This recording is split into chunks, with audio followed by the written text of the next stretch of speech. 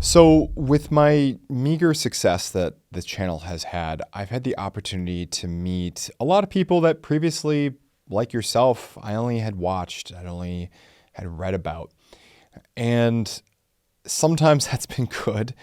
And sometimes, well, there's this saying, never meet your heroes or something like that here, or never meet your influencers or whatever it is that you follow.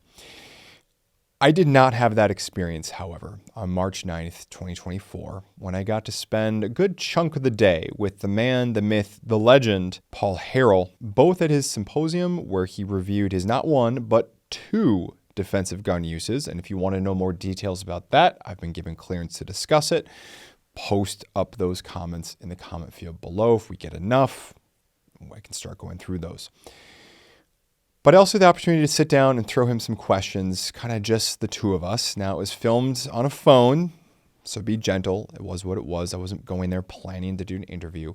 But like so much about Mr. Harrell, he was very giving of his time and his energies and agreed without any pushback to sit down and take some of my questions. And I hope you all had the opportunity to get something out of it. I can tell you that I found him to be the same person both in front of and behind the camera, which is, well, in this case, that's a tremendously positive thing.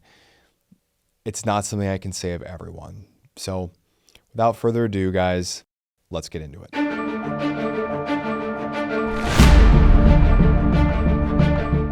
Well, Paul, thank you for joining us here. Thank you for coming. And I'm sure that this will embarrass you.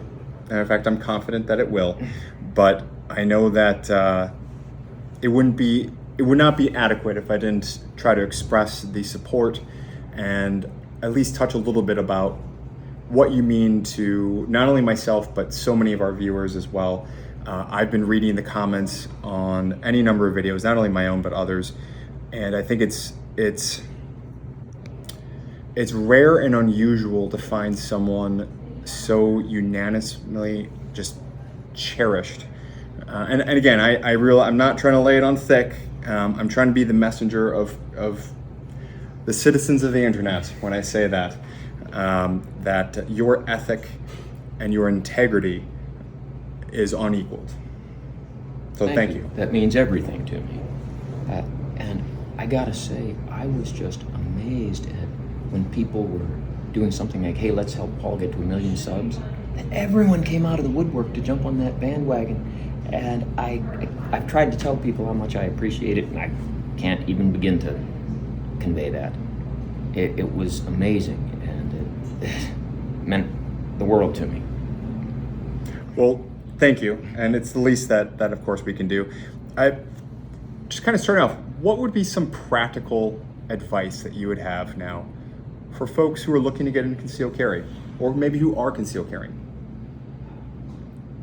It'd be mainly obvious stuff like obey your local laws, make sure you know your local laws and be aware that they change occasionally.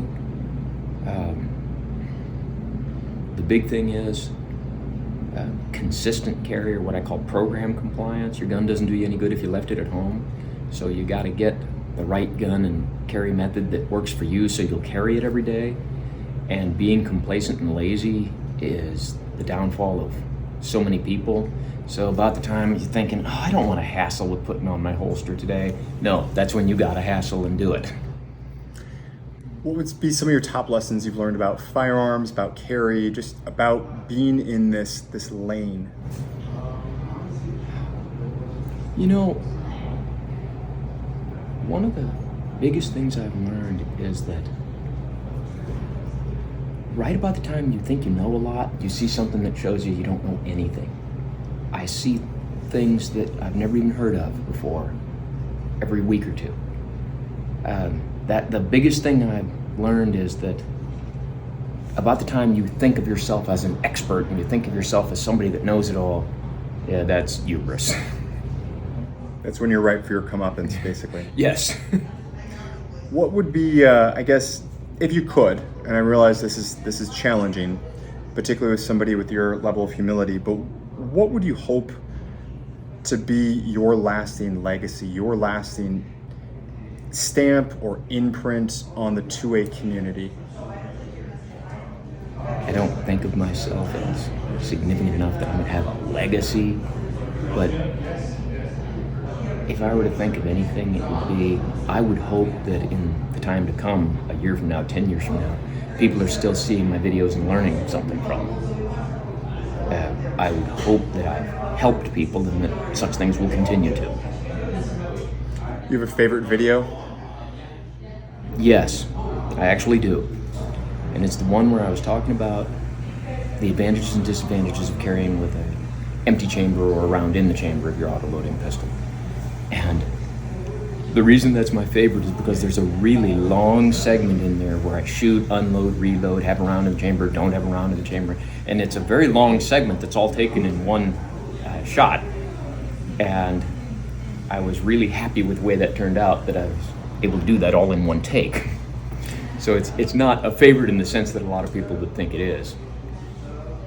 So you've been in the 2A YouTube space for some time. What has surprised you the most?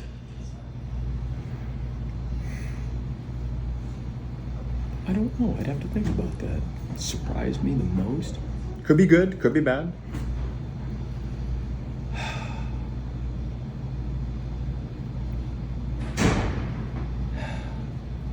The thing that surprised me the most in a bad way is it's a small number of people, but the people who use the comment section as a way to voice their self-loathing and hate by lashing out at other people. That surprised me, and it's in a bad way. What has surprised me, but not so much, in a good way, is just the opposite. The people who use this format for the betterment of themselves and everyone else. I'll make a video and I'll talk about something, and someone will make a comment, tell me that he works in that industry and he knows all about it, and put his perspective in there and share information that gives the viewer and the reader a lot that they can work with. So it's kind of the two things that surprise me are the most, are the opposites of each other. You've been involved in all two real-life defensive gun use cases. Any lessons that you can share with us? Maybe things that you thought you knew, or just the biggest rude awakenings that you had from it?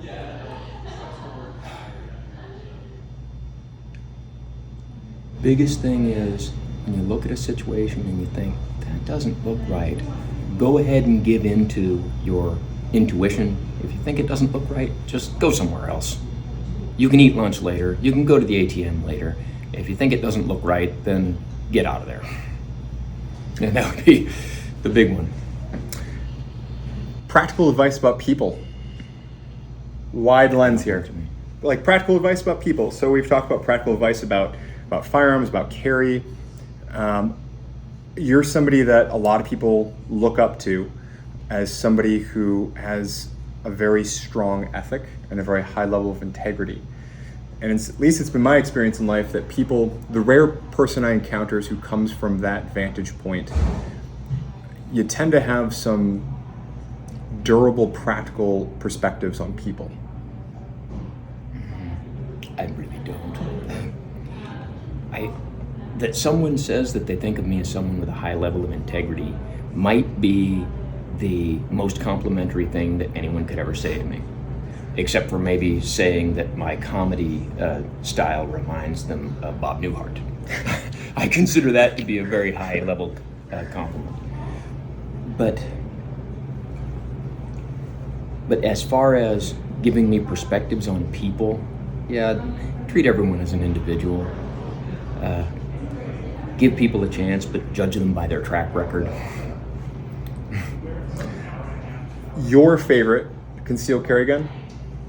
Not a recommendation, just mine. Just yours. My Beretta Model 21A and caliber 25 ACP, or my Smith & Wesson Model 638 snub nose 38 Special.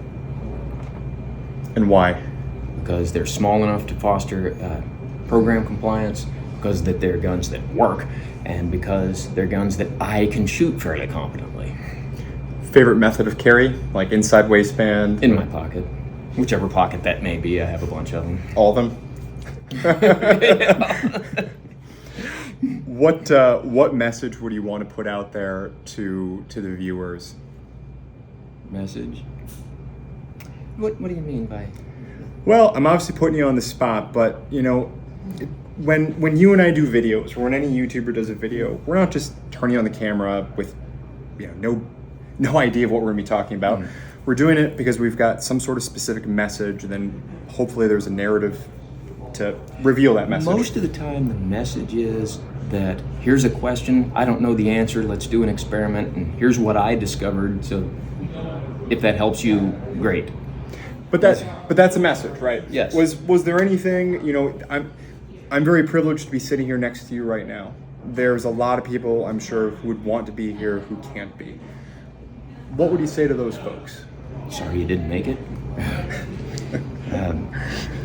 I'm not really good at this, so I don't know. That's fair. And again, I'm putting you on the spot. Very much so, yes. And we've got your brother Roy over there who's chuckling in the background. Supportively, I should add.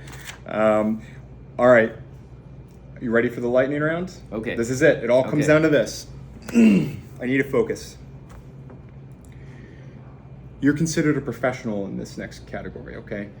What is your favorite flavor of Pop-Tart? Unfrosted strawberry, snickerdoodle, brown sugar cinnamon, and wild berry. That's an impressive going through the weeds of Pop-Tart. I mean, that is not the mainstream answer. Those are deep cuts you got there, Paul. And being the scientist that I am, every time I see a new flavor, I got to try it out. So. Well, fair enough. Paul, you know, it's been an absolute pleasure, and you know, thanks for sitting down with me. Thank you. So guys, just like what I said before, if you want to know more details about Paul's not one, but 2 defensive gun uses, let me know in the comment field down below. I did get his explicit permission to share those details if the citizens of the internet want it. So I guess that's out there if people want that.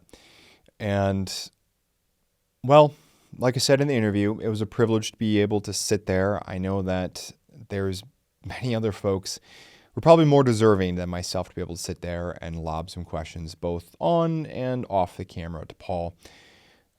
I'm sure that I can speak for all of us when I say that we wish him nothing but the very best, safe travels, and let's close with our quote of the day. This one comes from Dr. Seuss. Don't cry because it's over. Smile because it happened. Take care, Paul, and it was also a pleasure meeting Roy. Look forward to seeing his content coming out. I'll see you all in the discussion below, and I'll see you in the next one. Take care. Thanks for sticking around to the end of the video. If you enjoyed this one, please feel free to check out some of our other great content, and we'll see you in the next one.